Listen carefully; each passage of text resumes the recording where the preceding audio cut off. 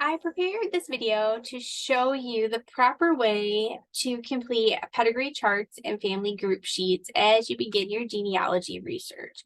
Pedigree charts and family group sheets are two of the most commonly used forms for recording genealogical information.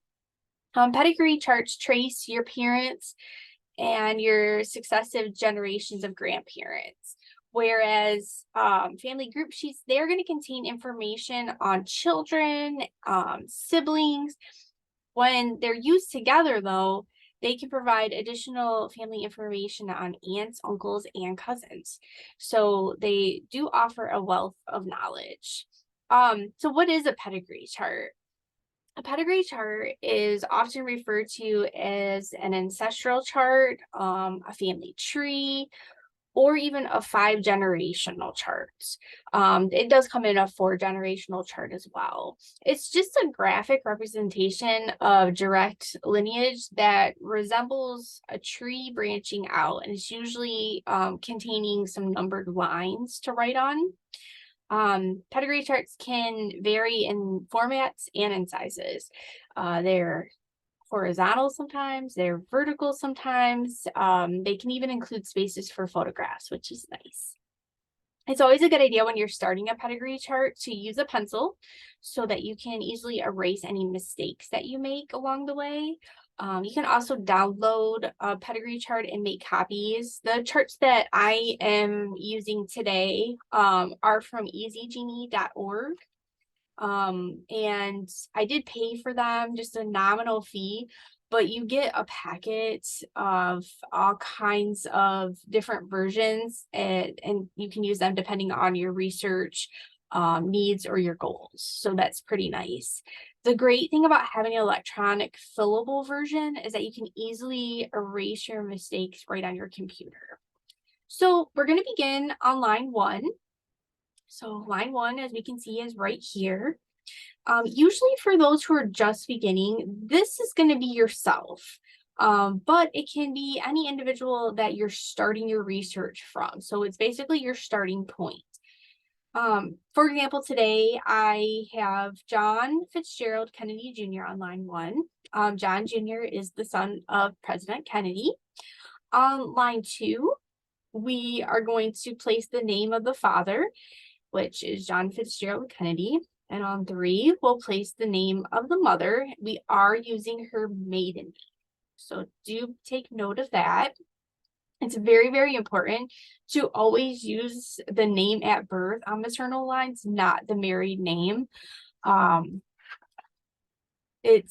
names are really hard to find sometimes. They can be very elusive. So if you have them, you definitely want to make sure that you're documenting that.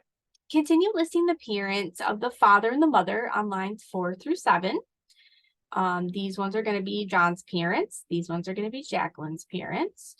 You're going to place the paternal or the father lines on the even numbered upper lines. So these are all going to be the paternal side. And the maternal, which is mother, lines with maiden names on the lower odd numbered lines. And continue doing this for what you know for the great grandparents, using lines 8 through 15.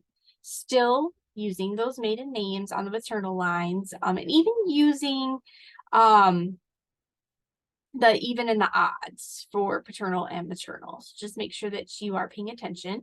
Don't skip over any generations and do not force a fit. Work from what you know, start from the present and work backwards, and don't be concerned with what you don't know or how much you don't know. As you can see on my chart, I have unknowns, unknowns, unknowns. That tells me that I have more research to do. So don't ever just be intimidated because you're just like, I don't know anything. At least jot down what you do know and use that as a starting point. You can take this and you can build on it. It can encourage discussions with family members. And then when you put it with your traditional document-based research, using those census records, death records, and any miscellaneous records, you can really build this out. You can validate date of birth, you can validate death dates, you can validate locations, if they had any other spouses. There's a lot that you can build on with just this snapshot. Now, I want you to try to be as specific as you can when you are inputting dates and events and locations. When you're listing out your dates, I usually do this format here, as you can see. Whatever format you choose, just be consistent with it. I tend to like the day, the month, and the year. My clients tend to like that as well. So that's what I personally use. For locations, you want to list town or city. If there's a county that you know of, you want to list that next, comma, and then your states. So this is how you fill out your pedigree chart. And right here, I have a 4 generation. In your packets today with the workshop, you have a 5 generation that we are going to be working on. So I'm going to go ahead and move on. Our next order of business is going to be the family group sheet, because you do have these in your packets as well. Pedigree charts and family group sheets are 2 of the most commonly used forms to record genealogical research, as we discussed earlier. Both are going to list the birth and death dates, and locations. Pedigree charts are going to focus more on those direct ancestors, such as parents and grandparents, while the family group sheets are going to focus more on the family unit. They're going to list the children, siblings. Family group sheets can also provide information on occupations, dates of marriages, burials, causes of death, locations where everything happened at, if it's available. So it's just going to be a little bit more of a detailed snapshot. And you can see here, the same format is used with a family group sheet as with the pedigree chart. So, stay consistent with how you're logging your dates and your places on your family group sheets. Always make sure that you're using those maiden names, just like you do on the pedigree chart. We are going to use these hand in hand if we do put them into a binder at some point during our genealogy journey. So we want to make sure that we're just being consistent no matter what research that we are doing from now on. So children listed can also be used as husbands and wives in subsequent generations of family group sheets. So you can actually put in your ancestral chart number, which this would be 4, depending on where I go, this would be 4, and then the family unit is 4, or wherever it falls for you personally. And you can number these so that when you are putting them into a binder, you have your pedigree and your family group sheet for, let's say Edward, and then we have our pedigree and our family group sheet for Lawrence and John, and moving on. So you can keep everything pretty organized, which is really nice. Now, there are a wide variety of formats of family group sheets that are available for free online.